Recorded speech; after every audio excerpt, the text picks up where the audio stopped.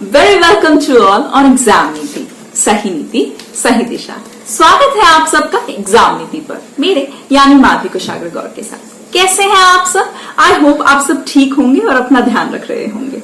वादा किया था हमने आपसे कि हम एरर डिटेक्शन की सीरीज लेकर आएंगे और उसके साथ बहुत सारे क्वेश्चंस लेकर आएंगे। तो ठीक है, उसी वादे को निभाते हुए आपका मिशन IBPS आपके सामने हाजिर है। तो अब हम बात करते हैं कि आज के मिशन में आपके लिए किस टाइप के एरर्स हैं। तो देखिए, लिखा हुआ है कि आपको एक सेंटेंस गिवन होगा और उसके 3 पार्ट्स होंगे respectively A, B, C, right? ठीक, उसमें से एक या एक से ज्यादा पार्ट्स में एरर हो सकती है, या तो एक या एक से ज्यादा पार्ट्स में एरर हो सकती है। आपको चूज करना है कि वो कौन से पार्ट्स हैं जिनमें की एरर है, राइट? क्लियर है ना? चलिए तो ठीक है, जल्दी से बढ़ जाते हैं क्वेश्चंस की तरफ और देख लेते हैं कि पहला क्वेश्चन क्या है।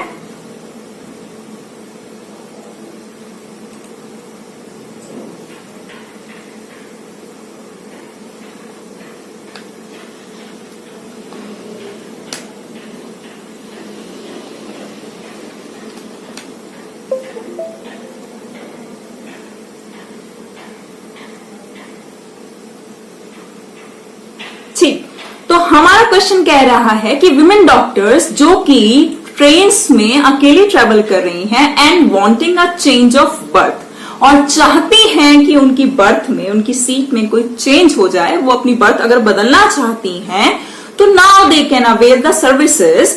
अब वो सर्विसेज अवेल कर सकती हैं, उन्हें वो सर्विसेज, वो सुविधाएं प्राप्त हो सकती हैं in a senior railway official to help them out, right? कि कोई एक सीनियर रेलवे का ऑफिशियल उनकी मदद कर सकता है, उनकी सहायता कर सकता है अगर वो सीट बदलना चाहती हैं तो। ठीक है, चलो ये तो बात रही हमारे रेलवे ऑफिशियल्स के हेल्प की, किन लोगों को? विमेन डॉक्टर्स को। अब बात करते हैं कि मैम एरर कहाँ है, तो आंसर चेक कर लेते हैं जितने लोगों ने इसका आंसर ठीक चूज किया हो। ठीक, तो उनको पता चल गया कि इसका आंसर है ऑप्शन नंबर बी।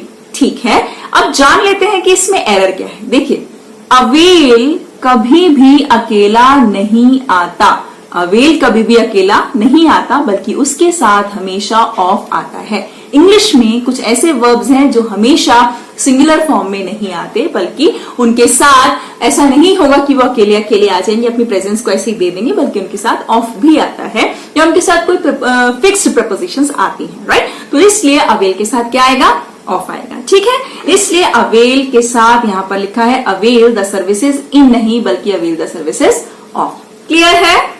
ठीक है, तो फिर यही थी हमारी एरर। और हम बढ़ चलते हैं जल्दी से क्वेश्चन नंबर 2 की तरफ। देख लेते हैं क्वेश्चन नंबर 2 क्या है। भाई, आपको टाइमर के साथ सॉल्व करने की आदत सिर्फ और सिर्फ इसलिए डलवाई जाती है ताकि एग्जाम्स में आपको इससे मदद मिले। ठीक,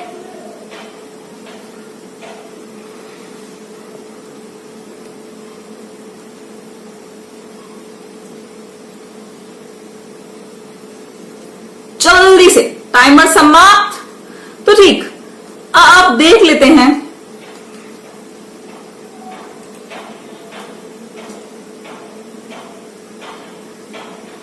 कि क्वेश्चन का आंसर क्या है। तो जितने लोगों ने कहा ऑप्शन नंबर 1, कंग्रेचुलेशंस, बधाई, बहुत स्वागत, क्योंकि पार्ट नंबर 1 में ही एरर है। क्या एरर है? 59 ईयर ओल्ड लिखा हुआ है, तो 59 ईयर्स ओल्ड नहीं आएगा। भाई क्या नहीं आएगा? 59 ईयर्स ओल्ड नहीं आएगा, बल्कि 59 ईयर ओल्ड आएगा। क्यों आएगा मैम? भाई क्वेश्चन जरूर पूछते रहिए। तो ठीक है, मैं जवाब देती हूँ।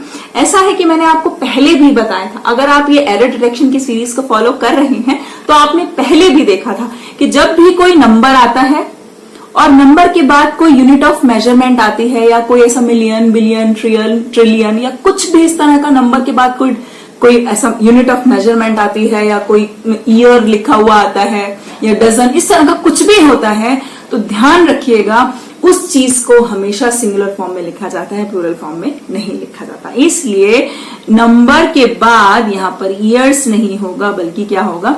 ईयर होगा। ये आप पहले भी देख चुके हैं। अगर समझ में आ रहा है तो सेशन को प्लीज शेयर कीजिए और अपने फ्रेंड्स को भी इस सेशन के साथ जोड़िए। और please do not forget to like this session as well. Right? Now moving on to the next question. Your next question is a 63rd question that says, okay, You can read it by yourself.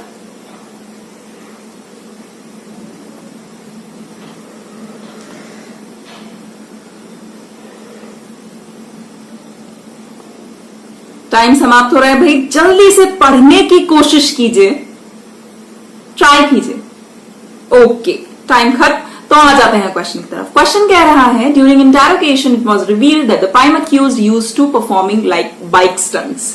यानी कि interrogation के दौरान पता चला कि ये तथ्य खुलकर सामने आया, इट वाज रिवील्ड, ऐसा खुलासा हुआ दैट कि प्राइम अक्यूज्ड जो मुख्य गुनहगार है, यूज्ड टू परफॉर्मिंग, उसको आदत थी कि वो परफॉर्म करता था बाइक स्टंट्स। वो क्या करता था? बाइक स्टंट्स किया करता था ऑन द स्ट्रीट, सड़क पर, वेयर द विक्टिम लिव्ड, जहां पर विक्टिम रहता था वहां पर वो क्या करता था? बाइक स्टंट्स परफॉर्म किया करता था। जल्दी से चेक कर लेते हैं आंसर।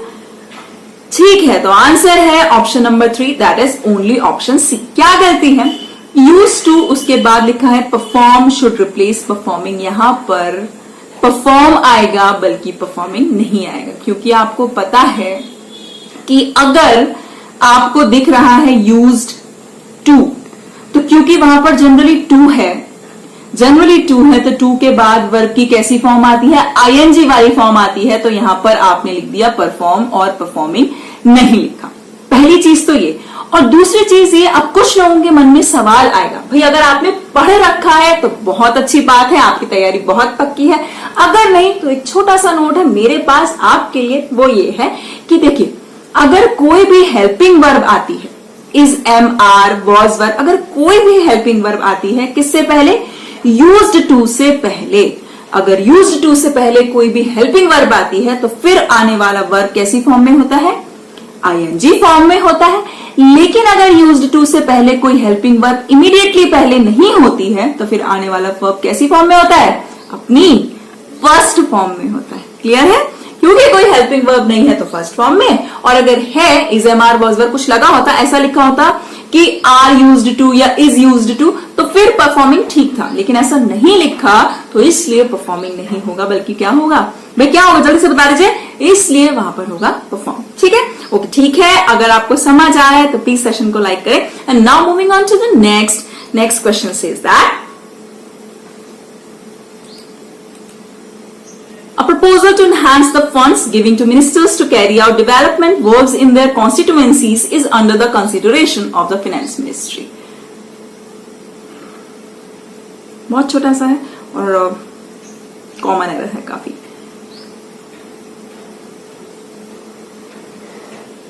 ओके, ठीक है, टाइम समाप्त। आ जाते हैं और आंसर चेक कर लेते हैं, क्योंकि बहुत सारे लोग इसका आंसर निकाल भी चुके हैं। तो ठीक है, आंसर जो है वो है ऑप्शन नंबर 1, यानी कि जो एरर है वो ऑप्शन नंबर 1 में है, यानी कि ओनली पार्ट ए में। क्या? गिवन शुड रिप्लेस गिवन, यानी कि यहां पर गिविंग नहीं आएगा, क्योंकि इज, एम, आर की बात नहीं हुई, वॉज वर्ब भी नहीं आया। भाई आईएनजी आप तभी तो लगाते जब इज, एम, आर आता। A proposal to enhance the funds, ना तो यहां पर इज, एम, आर आया है, ना ही यहां पर वॉज वर्ब आया है, तो आप आईएनजी फॉर्म कैसे लगाएंगे? ठीक, तो यहां पर पहली बात तो ये रीजन है कि यहां पर गिविंग नहीं आएगा।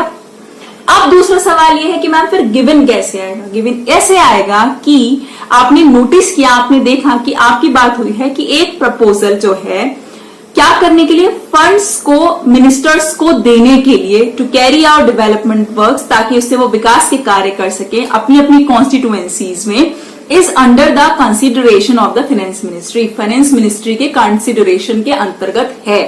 यानी कि ये एक प्रपोजल फाइनेंस मिनिस्ट्री के अंतर्गत है। एक प्रपोजल काम नहीं कर रहा है, प्रपोजल पे काम हो रहा है। काम कौन कर रहा है इसके लिए? Finance ministry, right? यानी कि फाइनेंस मिनिस्ट्री आपका सब्जेक्ट है। ठीक, यानी कि बात शुरू तो सब्जेक्ट से नहीं हुई, और जब जब आपकी बात सब्जेक्ट से ना शुरू होकर ऑब्जेक्ट से शुरू होती है तो आपको पता चल जाता है कि भाई आप पैसिव की बात कर रहे हैं। और इंग्लिश में मेरा वादा, मेरा दावा और मेरा प्रॉमिस, कि आप ये चीज ध्यान कर लीजिए। उसके बाद पूरी इंग्लिश में आप कुछ भी पढ़िएगा तो इस बात का ध्यान रखिएगा, जब भी सेंटेंस पैसिव फॉर्म में होगा, ध्यान से देखिए, जब भी सेंटेंस पैसिव फॉर्म में होगा उसके साथ वर्ब की थर्ड फॉर्म ही आती है, कोई और फॉर्म नहीं आती है, ना ही कोई और फॉर्म आएगी। क्लियर है? समझ में आया है? अगर आया है तो भाई सेशन को प्लीज लाइक करिए और सब्सक्राइब करना मत भूलिए। पसंद आता है तो सब्सक्राइब जरूर कर लीजिए एग्जाम नीति को, ताकि फिर अगले सेशन के लिए आपको सबसे पहले नोटिफिकेशन मिले। और अब बढ़ चलते हैं हम क्वेश्चन नंबर 65 की ओर।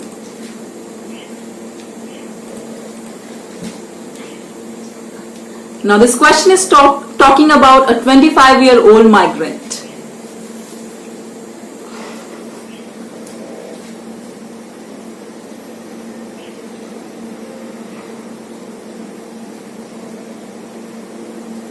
And time's up.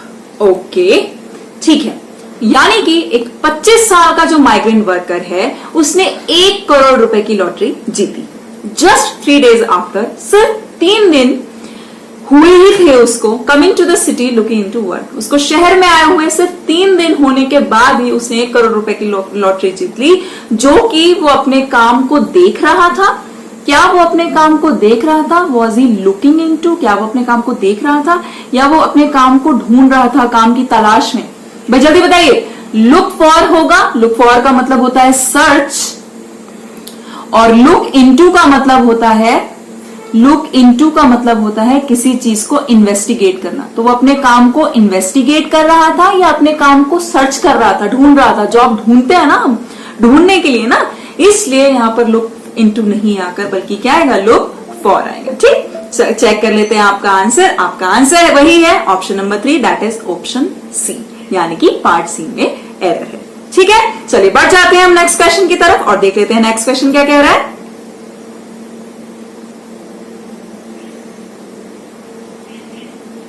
स्पेक्युलेशंस से रिलेटेड क्वेश्चंस है।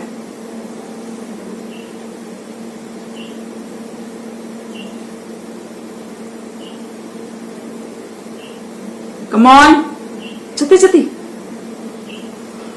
Okay, times up. आ जाते हैं क्वेश्चन की तरफ। स्पेक्युलेशंस जो हैं, जो कि डेथ पर हो रही हैं, जो कयास लगाए जा रहे हैं डेथ के ऊपर, किसकी? फेमस आर्टिस्ट की। वो एक डिबेट थे, right? Famous artist, the debate was initially confined to the film industry. तो ये जो डिबेट है, ये जो एक वाद विवाद हो गया है, ये बेसिकली अभी तक कहां ही बना हुआ है? फिल्म इंडस्ट्री में ही बना हुआ है, उस परिधि के बाहर नहीं निकला है। ठीक है, जो वॉज इनिशियली, जो शुरू में जो वाद विवाद बना हुआ था, कुछ लोग कह रहे थे कि ये ऐसा है, कुछ लोग कह रहे थे ऐसा नहीं है। तो जो वाद विवाद इनिशियली बना हुआ था वो कहां बना हुआ था? फिल्म इंडस्ट्री में। ये तो कह रहा है क्वेश्चन, चेक कर लेते हैं आपके आंसर की एरर कहां है। तो ठीक जितने लोगों ने कहा कि स्पेक्युलेशंस इन नहीं होगा बल्कि स्पेक्युलेशंस ओवर होगा। अब क्यों होगा स्पेक्युलेशंस ओवर? क्योंकि देखिए, कोई काम अगर हम करते हैं तो उसमें नहीं, उसके ऊपर कोई स्पेक्युलेट करता है या किसी चीज के ऊपर सोच विचार किया जाता है, राइट? ऐसा ही होता है ना। इसलिए यहां पर स्पेक्युलेशंस ओवर की बात हुई है ना। You talk over a matter, not you talk in a matter, right? तो इसलिए यहां पर ऐसे ही स्पेक्युलेशंस की बात के साथ ओवर लगेगा, इनका प्रयोग गलत प्रपोजिशन माना जाएगा। आई होप आपको समझ में आ रहा है। अगर यस तो ठीक है, इसी बात के साथ moving on to the next question. Next question आ चुका है,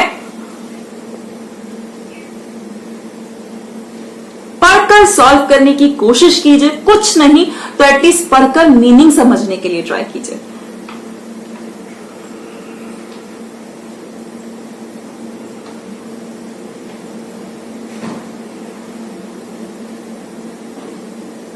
पैंडेमिक,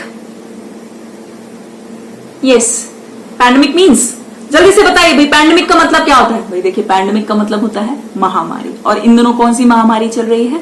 कोविड चल रही है। आपको पता ना, कोरोना का बहुत नाम सुना, ठीक है।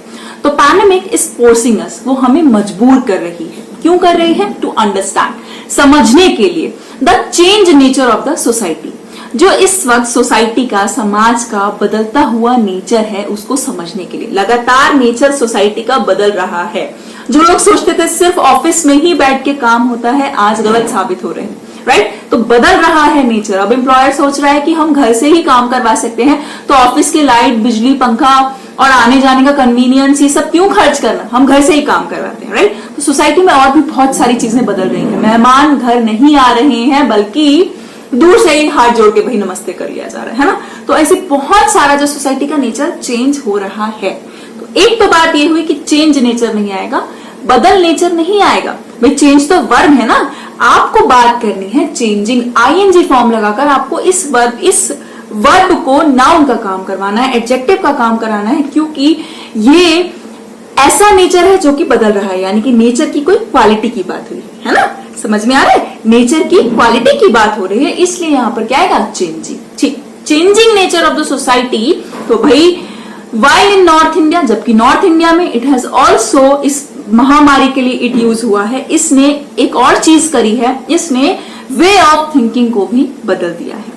ठीक है, तो एरर क्या हो सकती है, देखिए भाई, वे ऑफ थिंकिंग जो है अपने आप में क्या है, पूरा का पूरा कंपाउंड नाउन है, यानी कि सोचने का तरीका, सोचने का रवैया। इसलिए इस पूरे नाउन को आपको पता है डिटरमाइन करने के लिए क्या लगाते हैं, डिटर्मिनर लगाते हैं। यहां पर स्पेसिफिकली नॉर्थ इंडिया में बताया गया कि इस महामारी ने क्या कर दिया, सोचने के तरीके को बदला। तो ठीक, अगर आपको बातें समझ में आई हैं तो चेक कर लेते हैं। जी हाँ, बिल्कुल, पार्ट 4 में एरर है बी और सी में। बी में क्या है भाई, बी में चेंज नहीं आएगा बल्कि चेंजिंग आएगा, और सी में वे ऑफ थिंकिंग से पहले क्या लगेगा, दा लगेगा। अगर आपको ये रीजन समझ में नहीं आए तो वीडियो को पॉज करिए, थोड़ा सा बैक करिए और फिर से समझने की कोशिश कीजिए। ठीक है, चलिए बढ़ जाते हैं अगले क्वेश्चन की तरफ। और अगला क्वेश्चन आ चुका है,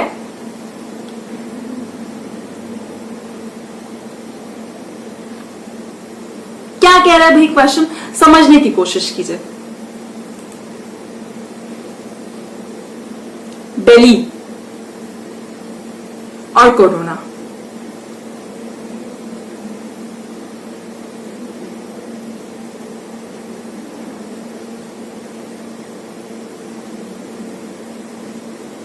ठीक, मूविंग बैक। देखिए, दिल्ली ने रिपोर्ट किया, बात पास्ट की है, इतना तो क्लियर है क्योंकि यहां पर ईडी लग गया, पास्ट फॉर्म की बात हो गई।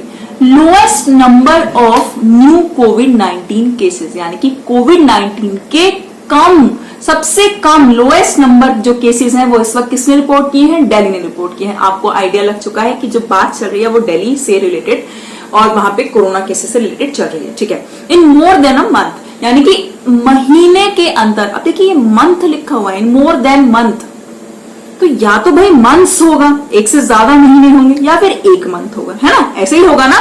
यानी कि एक एरर तो हमें समझ में आ गई। विद 1246 फ्रेश केसेस, यानी कि 1246 वहां पर नए केसेस मिले। इसके साथ साथ उसने महीने में सबसे कम कोविड-19 के न्यू केसेस को रिपोर्ट किया है।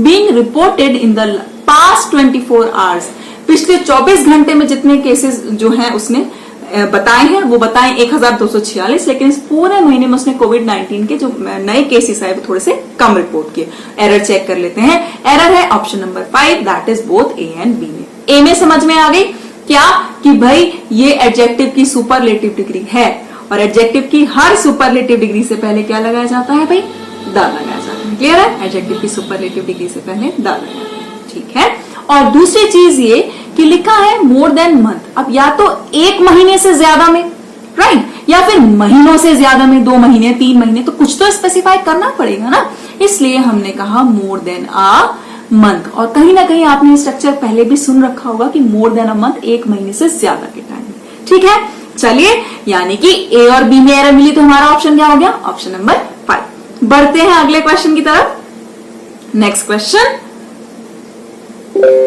with timer,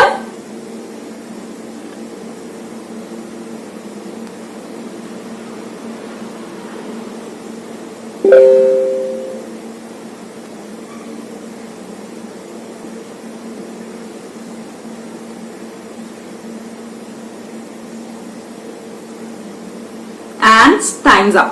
ठीक, the judge clarified, but anything stated in the order is based upon prima analysis of material available. Answer है भाई option number 5।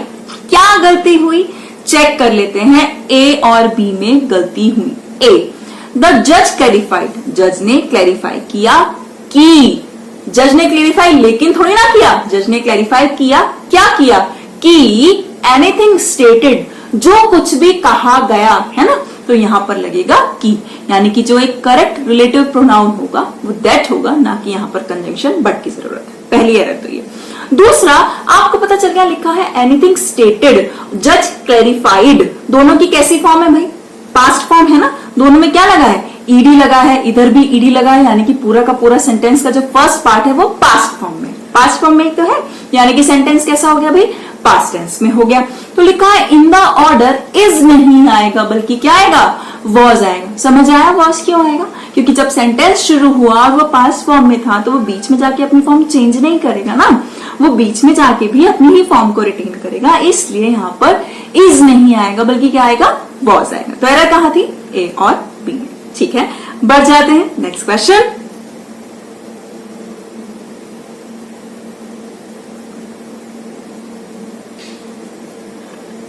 In the charge sheet की बात हुई है, the police has alleged that there was a deep-rooted conspiracy behind his murder.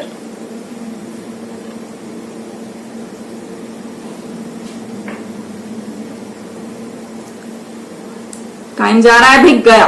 Okay ठीक है, पढ़ लेते हैं। चार्जशीट में पुलिस ने ये अलीज किया है, ये इल्जाम लगाया है कि डीप रूटेड कॉन्स्पिरेसी, बहुत ही गहरी साजिश है, बिहाइंड इज हिज मर्डर, उसके मर्डर के पीछे बहुत ही गहरी साजिश है। चेक कर लेते हैं आंसर। भाई एरर है ऑप्शन नंबर 1 में। क्या एरर है, आपको पता है बेसिक सी बात, क्या कि पुलिस एक कलेक्टिव नाउन है। पुलिस कैसा नाउन है भाई, पुलिस एक कलेक्टिव नाउन है। ये है पुलिस और ये है कलेक्टिव नाउन। ठीक, बहुत सारे लोग मिलके पुलिस बनाते हैं, एक इंसान तो पुलिस नहीं है ना। ठीक, अब पुलिस ऐसा नाउन है जो कि कलेक्टिव नाउन है कि वो हमेशा प्लूरल फॉर्म में ही रहता है, माना जाता है कि वो प्लूरल फॉर्म में है। पुलिसेस तो कुछ नहीं होता है, पुलिस चाहे सिंगुलर हो चाहे प्लूरल हो, कलेक्टिव नाउन ही माना जाता है, अपना पार्ट कलेक्टिव ही माना जाता है। नंबर 1। नंबर 2, इसके साथ आने वाली हेल्पिंग वर्ब भी हमेशा प्लूरल होती है, राइट। इसके साथ आने वाली हेल्पिंग वर्ब भी सिंगुलर नहीं होती, इसलिए यहां पर हैज नहीं आएगा बल्कि क्या आएगा, हैव आएगा। ठीक, यानी कि आपको पढ़ने में सेंटेंस बिल्कुल ठीक लग रहा था, आपको लग रहा था बिल्कुल कोई गलती नहीं, लेकिन एक छोटा सा रूल, वही नाउन की बात थी, जब हम समझ नहीं पाते ना कि नाउन में मैम इतना क्या इंपॉर्टेंट है कि सब लोग नाउन पढ़ाते हैं, तो नाउन में ये इंपॉर्टेंट है कि एक छोटा सा रूल था, एक छोटा सा वर्ड था, उसके आगे ना एस लगा था, ना ईएस लगा था, ना स्पेलिंग में कोई चेंज था, फिर भी कलेक्टिव नाउन का रूल कि उसके बाद हमेशा प्लूरल हेल्पिंग वर्ब आती है बल्कि सिंगुलर हेल्पिंग वर्ब नहीं आती। ठीक है, चलिए next question.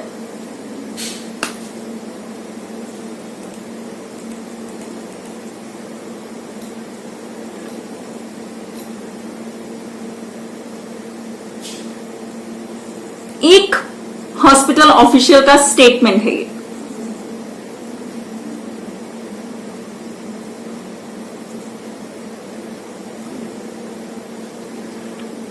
Okay, times up. ये टाइम आपको पढ़ने के लिए और एरर सॉल्व करने के लिए मिला था। अगर आप बातें कर रहे थे, अगर आप कंफ्यूज थे, अगर आप इधर उधर चैटिंग में लग गए, चिट चैट में लग गए, तो फिर नहीं हो पाया होगा। ठीक, अब चेक कर लेते हैं। अगर आप निकाल ले चुके हैं कि इसमें एरर क्या है, तो एरर है ऑप्शन नंबर 4, यानी कि पार्ट बी और सी में। कौन कौन से पार्ट्स में, बी और सी में क्या एरर है, चेक कर लेते हैं। पार्ट बी कह रहा है विल बी। ध्यान रखिएगा, विल बी शैल बी जब भी दिखे आपको कहीं पर भी, विल बी शैल बी। ठीक, तो इनके साथ हमेशा वर्ब की कैसी फॉर्म लगा देते हैं, इनके साथ हमेशा वर्ब की थर्ड फॉर्म ही लगाते हैं, तो इसलिए यहां ओपन नहीं होगा बल्कि क्या होगा, ओपन होगा। ठीक, C part, there will be a separate entry for people come to donate plasma. अब ये क्या बात हुई, एक सेपरेट एंट्री होगी उन लोगों के लिए जो कि आ रहे हैं, जो लोग प्लाज्मा डोनेट करने के लिए आ रहे हैं।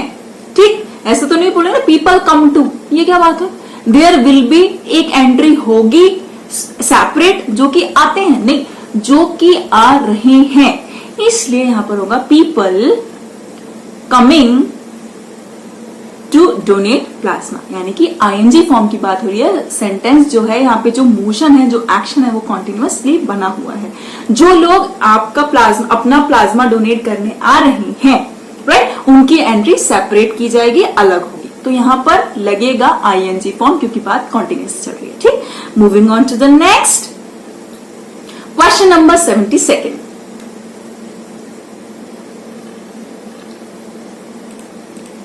टाइमर नहीं आया, कोई बात नहीं, आप जल्दी से पढ़ना शुरू कर दिया कीजिए। आई डाउट, मुझे डाउट है।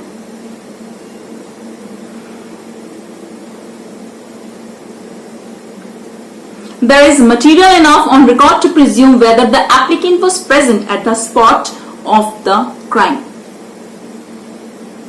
ओके, अगर प्रपोजिशन में हाथ मजबूत है तो पता है कि जो स्पॉट लिखा है वो एक पर्टिकुलर प्लेस है, वो एक पर्टिकुलर एरिया है, ठीक, ऑफ द क्राइम, क्राइम का, ठीक, इतना तो कंफर्म है। आप चेक कर लेते हैं एरर कहां है। एरर है पार्ट नंबर 1 में, यानी कि पार्ट ए में, ऑप्शन नंबर 1 में। क्या मटेरियल इनफ नहीं होगा? क्यों नहीं होगा? देखिए, मटेरियल तो हुआ नाउन, ठीक है, मटेरियल तो हुआ नाउन, ठीक।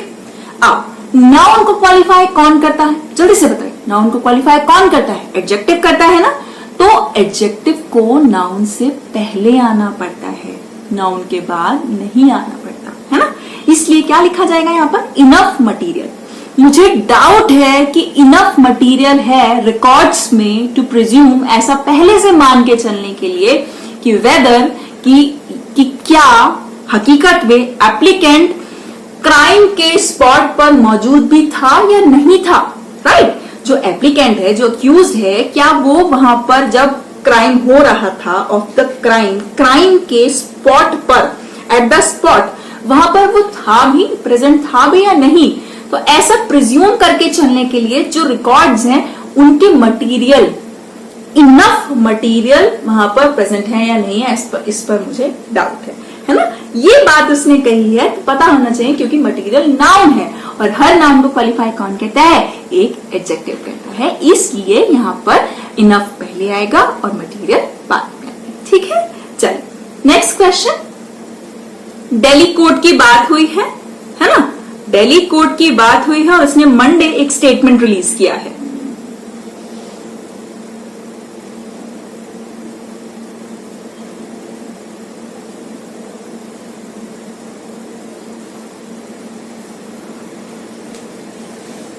सेशन में मजा आ रहा है, पसंद आ रहा है, अच्छा लग रहा है, प्लीज से सब्सक्राइब जरूर कर लीजिए भाई, ठीक। देखिए, दिल्ली कोर्ट ने मंडे कहा कि दैट की ही, यानी कि उसने अलिजिडली यूज राइटर्स, यानी कि जो ये लोग रायट फैलाते हैं, दंगे फैलाते हैं, उन लोगों को ह्यूमन वेपन्स की तरह इस्तेमाल किया है। किनको? लोगों को, है ना, लोगों की बात चल रही है। इसलिए यहां पर विच थोड़ा अटपटा लगा ना, लोगों के लिए विच आना चाहिए या हु आना चाहिए, बस इसको चेक कर लेते हैं। तो ठीक है, एरर जो है वो पार्ट आपको सी में दिखाई दी कि देखिए विच नहीं आएगा, एक तो हु आएगा। दूसरा, आपको पता होना चाहिए कि डेज से पहले एट नहीं आता, डेज से पहले एट नहीं आता। Monday, Tuesday, Wednesday, Thursday, Friday, Saturday, Sunday, सबसे पहले जब भी कहीं आएगा तो आप क्या लिखेंगे? ऑन लिखेंगे, ठीक। ऑन मंडे सेड, उसने कहा कि ह्यूमन वेपन्स कौन है? राइटर्स, दंगा फैलाने वालों को उसने ह्यूमन वेपन्स की तरह यूज किया। हु, जो लोग, जो राइटर्स, ऑन हिज इंस्टिगेशन, उसके समझाने पर, किसके? इसके बोलने पर, कुड हैव किल्ड, मार सकते थे, एनीबडी, मतलब किसी को भी, यानी कि उसने लोगों को ह्यूमन वेपन्स की तरह इस्तेमाल किया है, जो कि उसके कहने पर किसी को भी मार सकते थे, ठीक है। तो इसलिए एक तो हु इसलिए आएगा क्योंकि हु यूज हुआ है ह्यूमंस के लिए एज अ सब्जेक्ट, तो इसलिए हमने हु का यूज किया, नंबर 1। नंबर 2, आपने नोटिस किया कि डेज से पहले क्या लगाते हैं? डेज से पहले हम ऑन लगाते हैं, एट का यूज नहीं करते, ठीक है। Next question.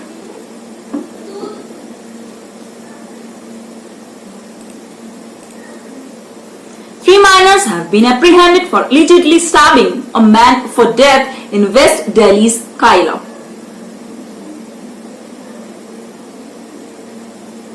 वेस्ट दिल्ली के एक बहुत ही ज्यादा नोटोरियस एरिया की बात हो रही है।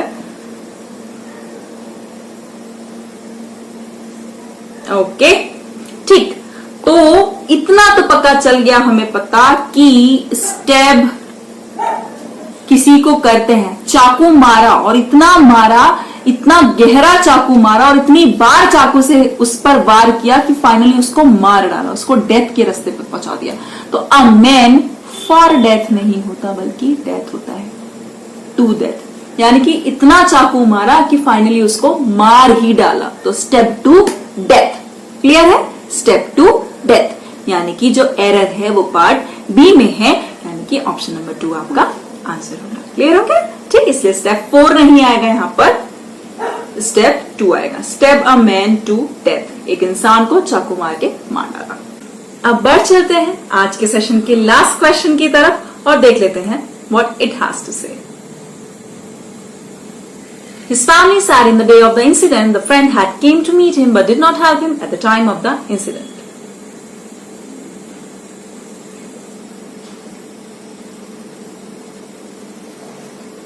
जल्दी कोशिश करें।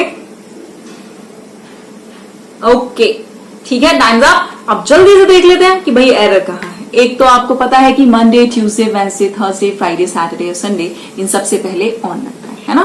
तो यानी कि इन द डे नहीं, ऑन द डे, उस दिन।